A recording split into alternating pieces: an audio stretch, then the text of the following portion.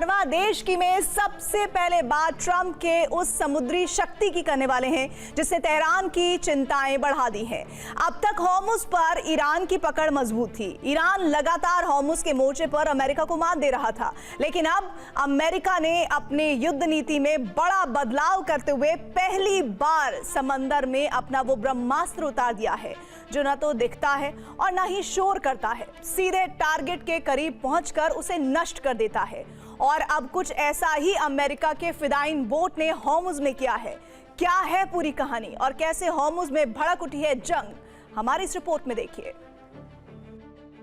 Strike के साथ ईरानी हमलों का दायरा और वक्त बढ़ता जा रहा है। अभी तक अमेरिकी सेना ईरान पर 3 से 4 घंटे तक हमले कर रही थी, लेकिन बीती रात नॉनस्टॉप 5 घंटे तक बमबारी की गई, जो साफ दर्शाता है कि ट्रंप अब जंग के रास्ते ही ईरान को सरेंडर कराने का मन बना चुके हैं। 40 दिनों तक चली जंग से ट्रंप ने सबक लिया। क्या ईरान को उसी की भाषा में जवाब देने का प्लान? क्या अमेरिका का समुद्री ड्रोन ईरान के लिए मुसीबत बनने वाला? और ऐसा पहली बार है जब होर्मुज में ईरानी सैन्य ठिकानों पर अमेरिका ने इतना सटीक प्रहार किया हो, और उसकी वजह है कामिकाज़ी समुद्री ड्रोन। और अब इसी ड्रोन के सहारे होर्मुज पर नियंत्रण की कोशिश अमेरिका कर रहा है, और उसके निशाने पर 5 द्वीप हैं। अमेरिका सी ड्रोन से अबू मूसा, बंदर अब्बास, केश्म द्वीप, किश द्वीप और सिरिक द्वीप पर ईरानी सैन्य अड्डों को टारगेट करने की प्लानिंग कर रहा है, क्योंकि ये वो द्वीप हैं जिसके बीच में होर्मुज पड़ता है। यानी अगर यहाँ ईरान कमजोर हुआ तो फिर होर्मुज पर अमेरिका की पकड़ मजबूत हो जाएगी। जो अपने साथ 1000 पाउंड यानी लगभग 450 किलो तक विस्फोटक ले जा सकता है। इसकी रेंज 1850 किलोमीटर से ज्यादा है।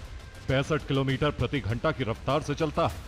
इसकी स्पीड के कारण एयर डिफेंस को इसे रोक पाना मुश्किल हो जाता है। Centre for strategic and international studies के अनुसार केवल गोला बारूद, नष्ट हुए उपकरणों और क्षतिग्रस्त बेस की मरम्मत में ही 40 अरब डॉलर खर्च हो चुके हैं। वहीं युद्ध के चरम के दौरान अमेरिकी सेना का खर्च करीब 1 अरब से 2 अरब डॉलर प्रतिदिन तक पहुंच गया था। वहीं कामिकाज़ी समुद्री ड्रोन काफी सस्ते हैं, जिससे सैन्य खर्च का दबाव अमेरिका पर कम होगा।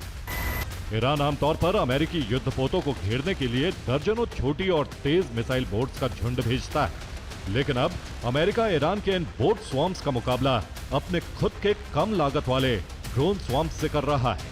अमेरिका अब ईरान के नौसैनिक अड्डों पर सीधे सटीक हमले कर सकता है।